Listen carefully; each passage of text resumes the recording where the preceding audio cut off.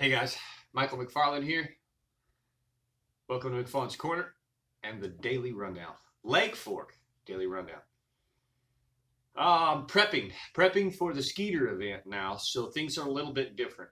I'm not really wanting to crush the fish, so the number count was really down today. In fact, we only had just a few squeakers, and I want to say I found it kind of tough. But we didn't do what I do, which is spend time in an area or on a spot. We camp a lot. Anyone that's fished with me know I'm very patient. The shell bed stuff is a lot like fishing a deer feeder. I know it sounds silly, but you put a feeder up and you wait kindly, and the fish come. The deer come very nomadically. They come when they want to feed. It's the same thing a lot of times as we get hotter and hotter with these shell beds. They'll visit these things 2-3 times a day sometimes, and sometimes they won't. So we didn't have really any numbers or any quality fish today, but we ran around a lot.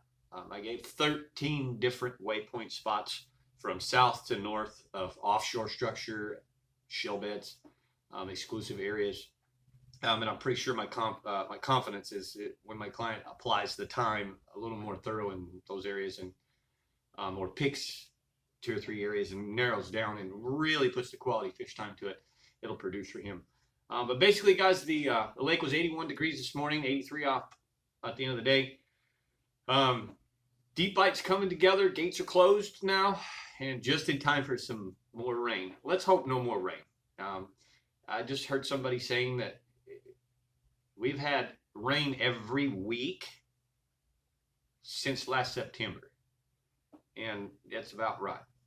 This place is starting to feel like Seattle, Washington. Aside from the temperatures being a little different, the cloud cover and the rain, and we just do not get to see that sun. So let's hope we don't have any more rain.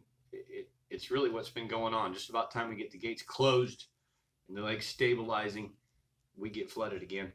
That won't hurt the first day or so, but we go through this roller coaster ride, and that's exactly what I saw. If I could teach you anything, if you're following the corner and you're following the daily rundown, last week we had 20 fish average every day until Friday.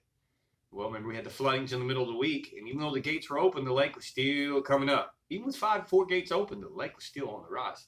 That doesn't mess the fish up.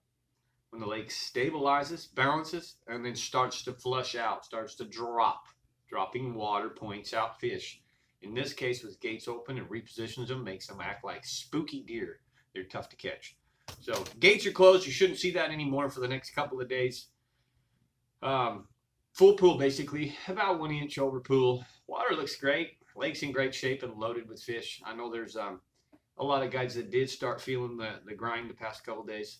And then there's a few guides still that are still catching them. That's fishing. Deep bites what I would stay with.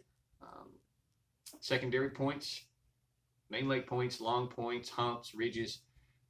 Starting to even see fish in deeper water, 20, 22, 26 feet. Throwing still the same stuff. Throwing that 3/4 ounce football jig. I'm throwing the Sandtone 5/8 ounce football shaky head, which is a stand-up shaky head. I haven't done a corner this week, but when I do, I'm going to talk about big worm fishing.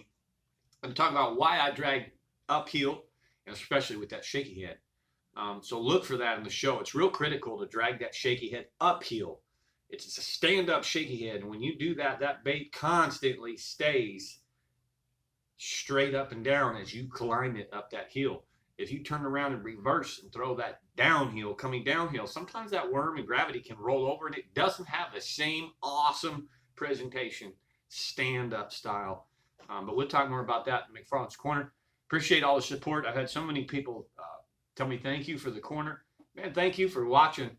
I really enjoy what I do, and I'm more than glad to share it with you guys. If you have anything you want to share with me or ask me or request of me, please do put it in the comments below. And thank you so much for following. I'm Michael McFarland, the Lake Fork Guide, and you just watched the June 4th Lake Fork Daily Rundown.